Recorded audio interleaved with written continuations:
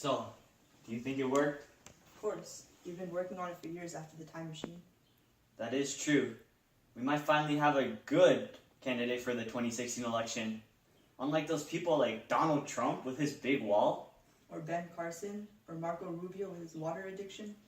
And then you have Hillary Clinton with her secret emails. Finally, we'll have a true man for the job. Let's see if it works. Okay, legs. That's a good sign. Do you think it'll work? I hope so. What? Where am I? What's going on here? Whoa, it worked. It worked. Mr. Martinez is a genius. Do you know where you are? Do you know who you are? I'm Harry It worked. Potter. Oh no. What's You're wrong? not a wizard. That's right. I'm Harry S. Truman. Harry S. Truman was born on May 8, 1884 in the country town of Lamar, Missouri. Truman, as a young child, had poor eyesight and needed glasses. Watch where you're going. You got a problem? I can't see! I can't see! His mother instructed him to avoid fighting with his peers. Get up! I can't see! However, like all other boys his age in his town, he wanted to be a soldier. Truman worked hard to make friends. Hey guys, how much does a polar bear weigh? I don't know how much. Enough to break the ice! Get it? Get it? Get it. Hey guys, what about you guys? I wish I was a sonar so I could pick you up as a friend. Do you get it? But he was always nervous around girls. Hi. Now here comes Truman into the office of a West Point administrator. Good afternoon, sir. Good afternoon. And you are? Harry S. Truman. Now tell me, why are you here? Why do you want to be in West Point? Ever since I was a child, I've always had a passion for protecting the country and wanting to fight in this military. Would you be willing to give it your all for the sake of this nation? Of course I would. Tell me, what about your family? What about your friends? What would they think of this? Well, the very reason I'm applying is for their sake. Sounds good. Let me just check it out. Let me just check a couple things. What's the matter? Look over there. What does that say? I believe that says 1A. See, over here it says you require glasses to see. See that over there? That doesn't say 1A. That says 4F. Declined. Now get out of here. Now witness Harry S. Truman playing the piano as a child.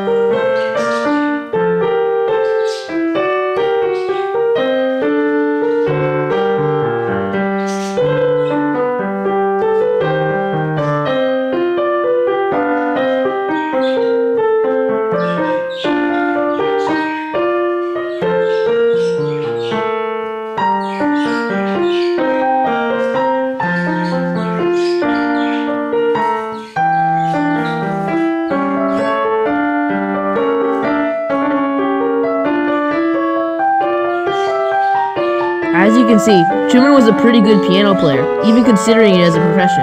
Unfortunately, his family's worsening financial state led him to such menial labor as working in the mailroom of a newspaper company, in a construction office, and as a bank clerk.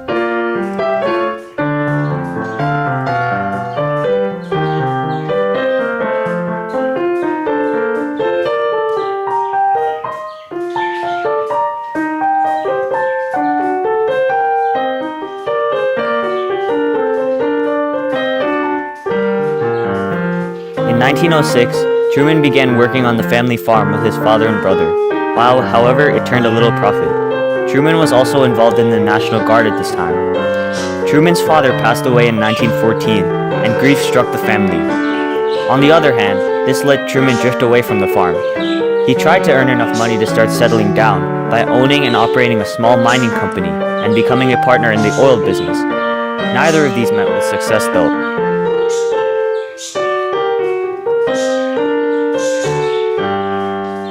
In 1917, on the brink of World War I, Truman rejoined his National Guard unit and after its federalization, became a member of the 129th Artillery Regiment, where he went and became the captain.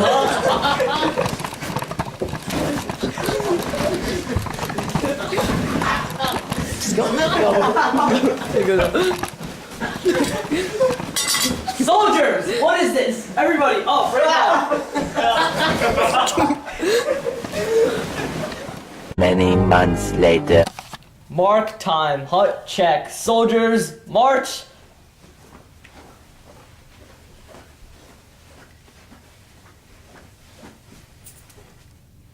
Alright, great job, soldiers. We're finally ready for war. Through his time in the military, Truman gained many good connections. In fact, it was one of these connections through his war buddies that started him on the path to presidency. Hello, Mr. Pendergast. Hello, Truman.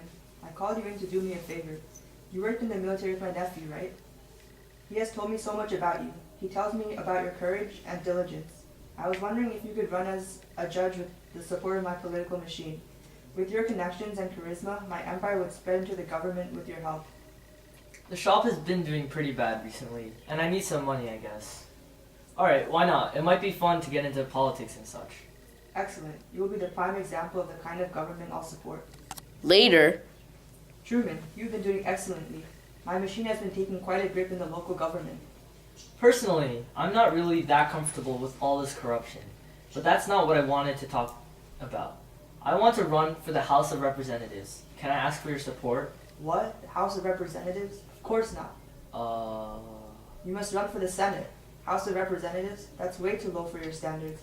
There's no way you could lose with my support. Oh, thank you so much. I promise I won't disappoint you. and he didn't. In the Senate, Truman was quite active and an avid supporter of the New Deal. Although Pendergast's machine broke down during his time as a senator, he had become popular enough in the Senate to get support from others, allowing for his re-election. He even kept supporting conservative programs and wartime policies for the upcoming World War. Here is Truman becoming vice president. Hello, Democrats. As you all know, I, FDR, am running for a fourth term. However, it has come to my attention that my current vice president, Wallace, is a bit strange. Evening, brothers. Strange he was. His liberal ideals and bizarre mysticism often repelled conservative Democrats, who were FDR's main supporters. So the cabinet and I have deliberated, and after a complex process, we have decided to drop Wallace from the ticket. I'm sorry, I have disappointed you. I shall take my leave. We have decided that I will be running with Senator Harry S. Truman as my vice president. Please come up here, Mr. Truman. Oh my gosh, thank you so much for this opportunity, Mr. Roosevelt. You're welcome. As a vice president, Truman was vital to relaying information to FDR from Congress and helped support FDR's motives in Congress. It was April 12, 1945, when disaster struck the nation, and it struck Truman the hardest, only 82 days into his vice presidency. First Lady Eleanor Roosevelt, why'd you call me to the White House? I have some terrible news, Truman. Oh no, what is it? Is it the Germans? The Japanese? Did something happen to my piano? No, even worse. Roosevelt is dead, and as the vice president, you must take his place.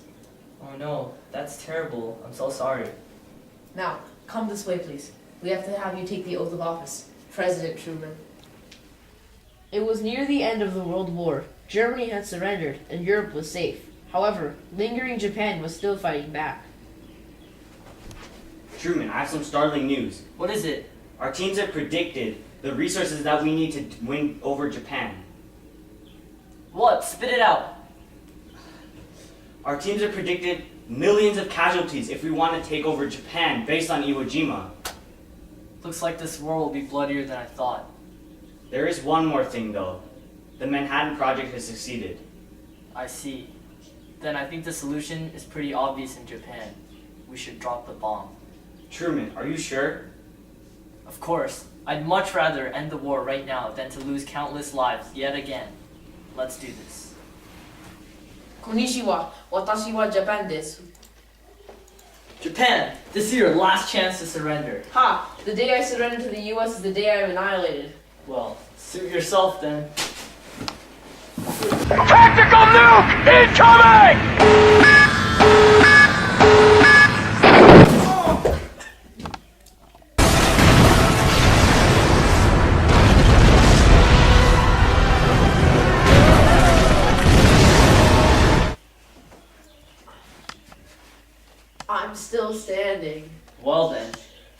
Here comes another one.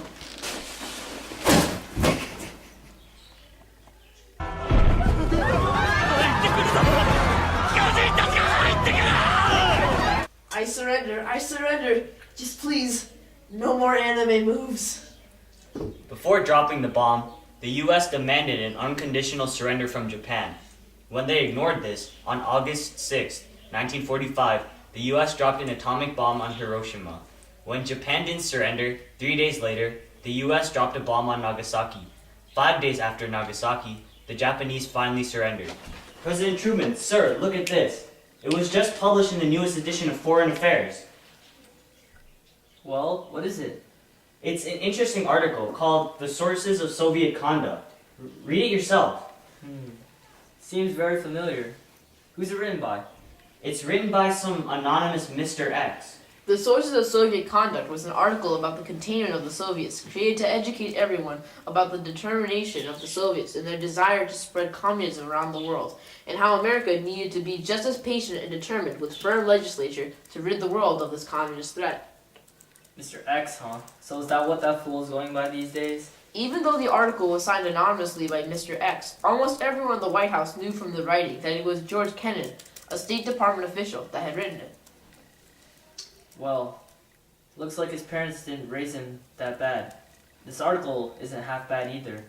In fact, the policy wasn't bad at all, and its ideals became the forefront of Truman's foreign policy regarding the Soviets, leading to many programs, one being NATO, the North Atlantic Treaty Organization, in 1949. I'm here to propose a plan that will send support to the nation Greece in the righteous civil war against the communists trying to take over their land. Now that the British are no longer providing them any support or assistance, we cannot let communism take over their great nation. We all know the terrors and horrors that communist governments bring about, and now we must do what we can to save other nations from this terroristic ideal.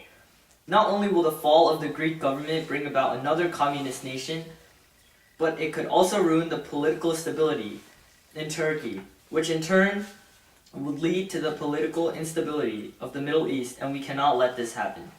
We also know that our prior ally, the Soviets, led by Stalin, have been supporting the radical Greeks that are fighting to bring their government into the abyss of communism.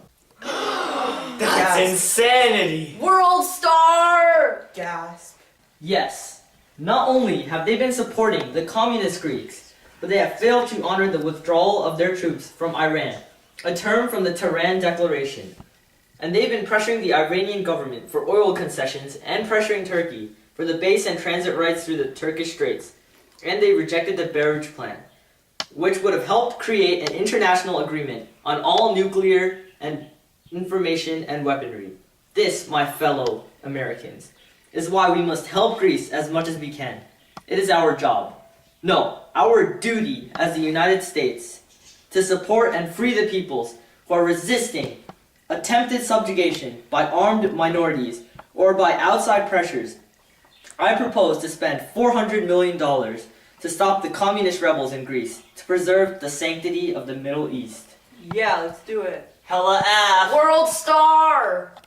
Truman, I love this. We are the only nation with the atomic bomb.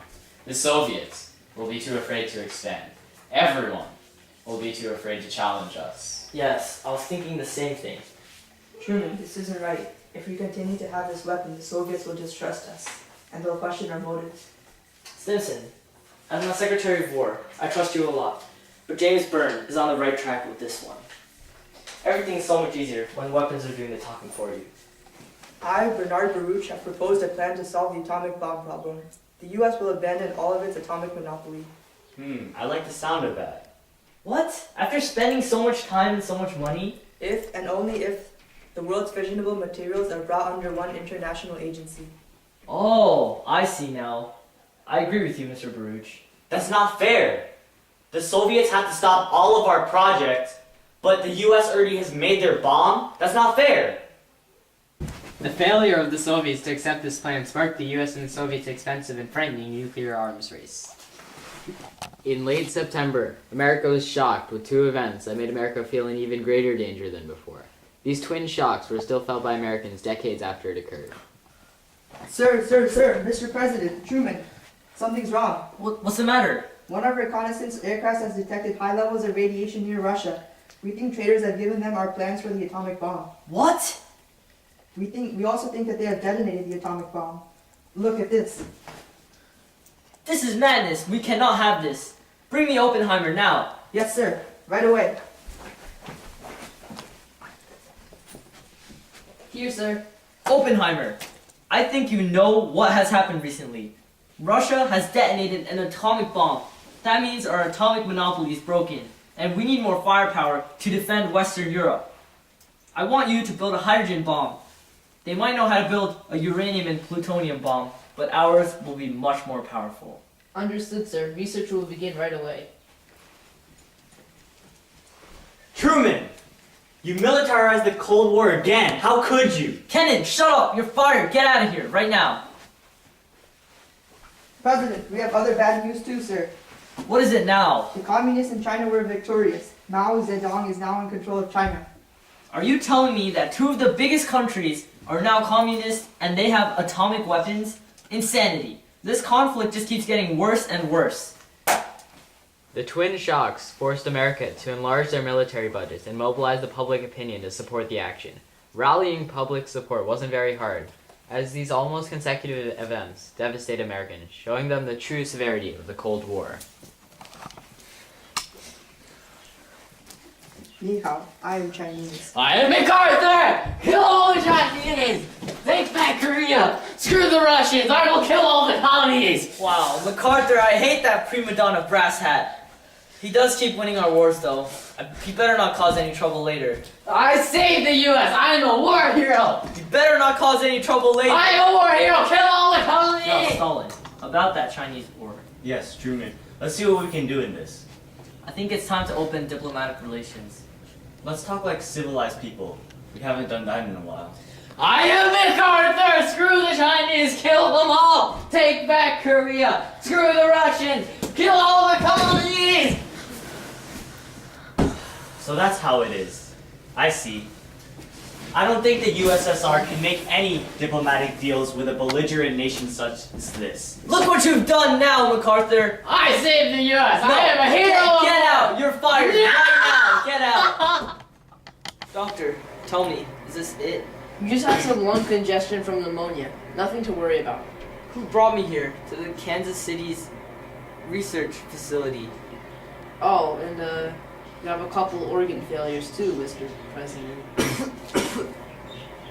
At least I don't have to wash the dishes anymore. Tell Bess that I won't be home And that's all I can remember. Tell me, is my wife still alive? I'm sorry, but she died on October 18, 1982, at the age of 97. Oh, was she the one buried next to me? Yes, I believe so. You were both buried at the Harry S. Truman Library and Memorial in Independence. I knew it. She was probably the one nagging at me to make her sandwiches and massage her back. So tell me, where am I right now? What year is it? The year? It's 2015 right now. What? What is this wizardry? Am I in heaven? President, sir, no need to fear. We've cloned you and brought you back to life to run in this new 2016 election. So, who's running right now, and why did you choose me? Well, if you come with me, we'll answer all your questions and clear everything up for you. Mr. President, welcome to the Current Event Hall. The current event hall? Yes, we'll be showing you current events. Here, take this folder.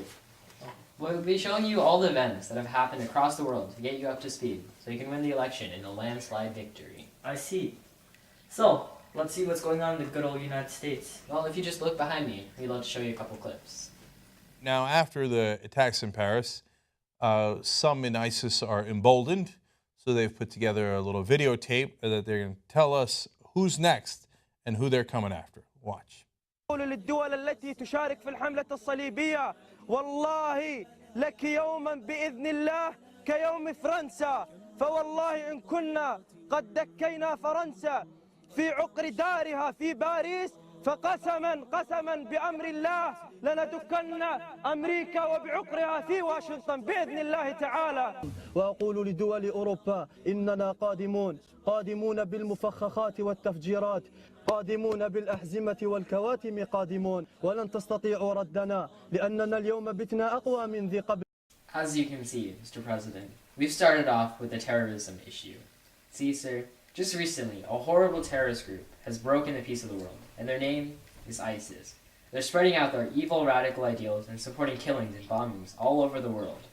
What would you do to stop these madmen? They sound terrible. They're like the spitting image of the Japs and commies back in my day. And the only way that I found to eradicate them was by bombing the living daylights out of them.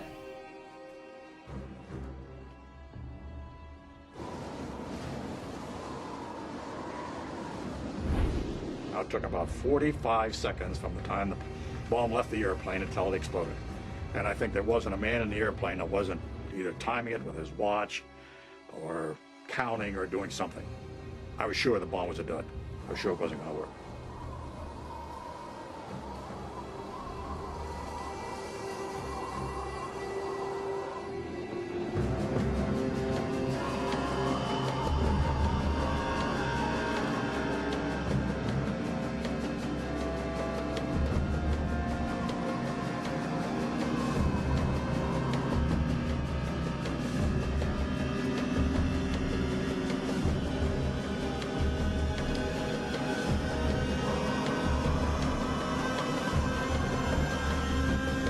After falling for 43 seconds, the time and barometric triggers started the firing mechanism.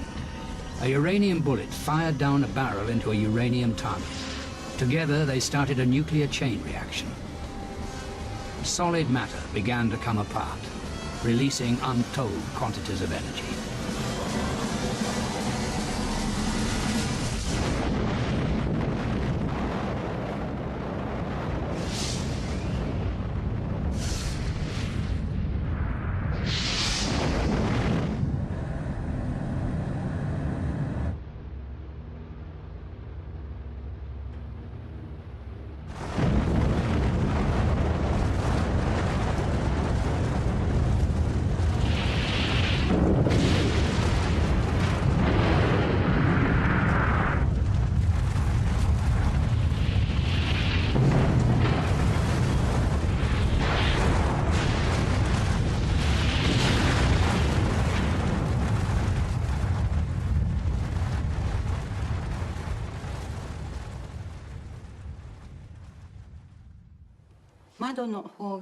There was a white light in the window, a flash, white like magnesium. At 5:30 a.m., July 16, 1945, the world entered the atomic age with an intense flash, a sudden wave of heat, followed by a tremendous shock wave.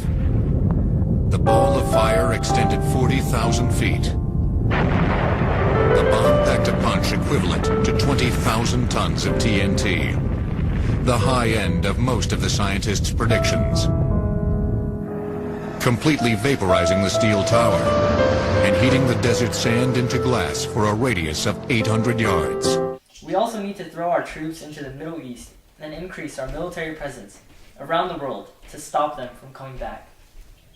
Are you worried about the oncoming threat of a nuclear war if you were to use these bombs? In fact, I know it is an issue, but I believe that by dropping the bomb, again, this will be preventing more losses of life, just like back in World War II. Okay. Well, next, we want to tell you about the increasing complex conflict in the Middle East. The Assad family in Syria is being supported by Russia to continue their regime. But the revolution spreading through the Middle East is at conflict with the regime. Strife has broken out between the Assad family and the revolutionaries fighting for a republic. What do you think the U.S. should do in such a situation? Well, it's pretty obvious. We help the rebels. Anything to keep out the influence of Russia. Way back when, I fought to support the Greek government in fending off communist rebels. What do you think the Truman Doctrine was for? I would do anything to keep Russian influence out of there. They might have changed their name, but that doesn't mean they're not fighting for the same things. They're powerful, they're rich, they're very secretive, and knowing how the Assads operate can kind of be crucial to helping us understand where they might be coming from, where their minds are here. Well, we had to talk about that depressing topic and how to get done. So now, let's talk about Social Security. As you can see, Social Security nowadays is provided through an income tax and is used to support the elderly and others. Can I have your opinion on this? Well, I think it is pretty good as a policy. After all, in my 21 points, I held aid programs pretty high, so I think this policy is good. But perhaps the aid could extend to even more people. On to immigration.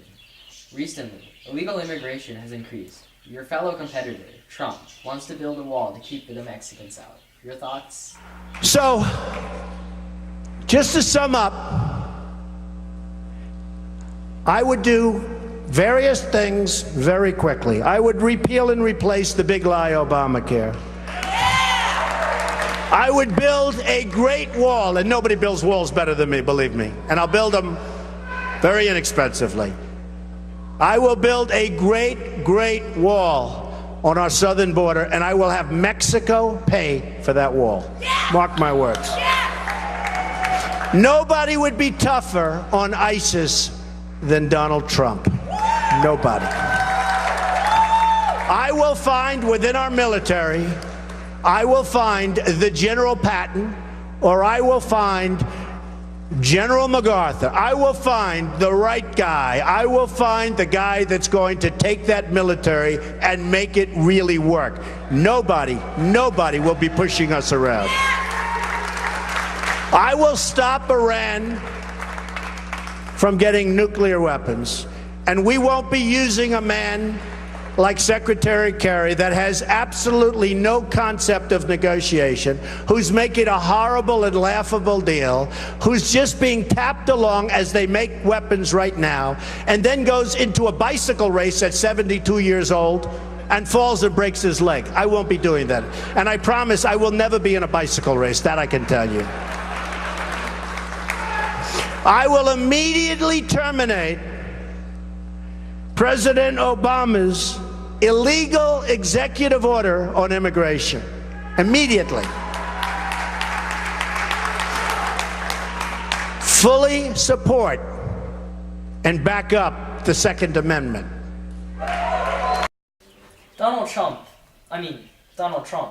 seems like a pretty bad guy, but I might agree with him, on some things at least. Not building a wall, of course, but strengthening security is definitely something to do. When I was alive, I was worried about Mexicans illegally immigrating, way back when though. But they did help labor force. However, I still believe that security should be tightened. Well, enough about Donald Trump. Let's move on to a couple other candidates. For example, I'd love to hear your thoughts about Marco Rubio. On foreign policy, America continues to be indispensable to the goal of global liberty, property, and safeguarding human rights. The world is a better place when America is the strongest nation on earth. But we can't remain powerful if we don't have an economy that can afford it. In the short time that I've been here in Washington, nothing has frustrated me more than false choices like the one the president laid out tonight. The choice isn't just between big government or big business. What we need is an accountable, efficient, and effective government that allows small and new businesses to create more middle-class jobs. Now, what do you think about Hillary Clinton? But so far, more than 700 Palestinians have died. Right. More than 30 Israelis have died, most of them civilians. Do you think that Israel somehow responded in a disproportionate way? Jorge, it's such a tragic situation. I think Hamas intended to provoke Israel, because that's why they started the rocket fire again. As I say, when I negotiated ceasefire, it held until just this month. And then Hamas, which has its back against the wall, decided to once again fire rockets into Israel. Mm-hmm. Israel made it clear that wasn't acceptable. Hamas kept doing it. Israel said, we have to stop the rockets. And then they discovered all these tunnels. So obviously Israel has a right to self-defense, but I and everybody who is seeing these terrible pictures on our TV hope there can be a ceasefire and try to end the killing and try to prevent the unbelievable heartbreak. How about Carly Fiorina? You're going to get that kind of money if you extend all of the Bush-era tax cuts. And that doesn't even deal, that only adds to the deficit. That doesn't even deal with the deficit we already have. Well, of course, first, the thing that we need to do to deal with our debt and our deficit is to both cut spending and grow the economy. That's fundamentally what we have to do. Those tax cuts are central to growing the economy. Indeed, I would argue there are some additional tax cuts we need to make. When we're dealing with a 35% tax on business when the world average is 18%, we're increasingly uncompetitive. When our R&D tax credit is 17th in the world, when it should be number 1, we're increasingly uncompetitive. Well, that was interesting. Let's speak about Jeb Bush. You were quoted as saying that Republicans are acting stupid, direct quote, acting stupid when it comes to trying to attract Latino voters, which is a hugely growing segment of our population. What did you mean by that? Well, it's pretty clear what I meant. But I meant it over the long haul, which is what I said, that over the long haul, as we change demographically as a country, and CNN Latino becomes a bigger and bigger part of the CNN operation, you're going to have the need to change the tone on many issues. So what should they be doing, your fellow Republicans? I think the focus ought to be on aspirational messages that are more hopeful and optimistic, economic growth over a sustained period of time, building capacity for people, particularly the newly arrived, so that they can make a contribution to our country, get the border control issues correct, but let's move beyond that to create sustained economic growth for a majority of people. And last but not least, let's talk about the guy we all love, Ben Carson. My own personal theory is that Joseph built the pyramids in order to store grain.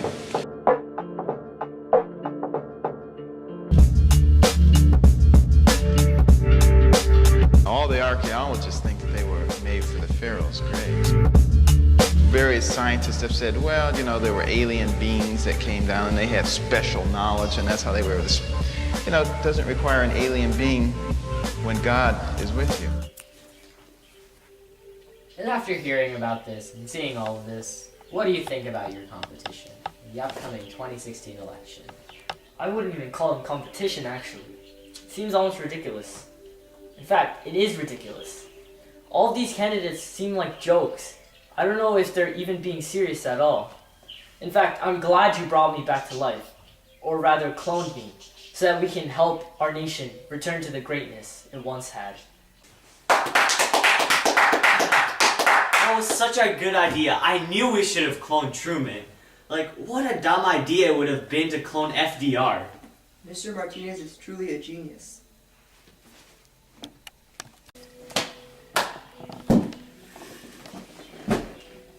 Well, Mr. President, thank you for coming here.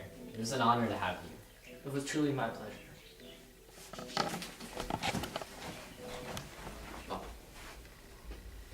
As you can see, our 33rd president is the perfect candidate for this upcoming 2016 election. His ideals and his policies are what we're looking for in this new day and age for a president. Don't you want to get rid of ISIS? Don't you want to defuse the crisis in the Middle East so that it doesn't come back in the U.S. to bite you? Well then... Then vote for Harry Truman as president for the 2016 elections. He is truly... Hey, what's that? MacArthur! Oh no! Who cloned MacArthur? Vote MacArthur for president! The true man for the job. Vote Harry S. Truman.